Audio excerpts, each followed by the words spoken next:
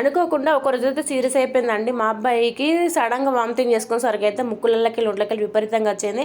అప్పటికే నేను వానికి ఎలా అంటే మొత్తం హ్యాండ్ అలానే ట్రీట్ చేసుకుంటున్నాం. వాడిని మేము చేతులలో పట్టుకొని పెంచుకుంటున్నామండి. ఎందుకంటే కింద వండబెడితే ఆటోమేటిక్గా కొంచెం వెనుకకు తల పెట్టామంటే ముక్కులకెళ్ళి పాలు బయటికి రాక శ్వాస ఆగి అటే ఏమన్నా అయిపోతుందా అనేసి మేమైతే చేతులలో పెట్టుకొని పెంచుకున్నాం మా పెద్ద అబ్బాయిని అయితే.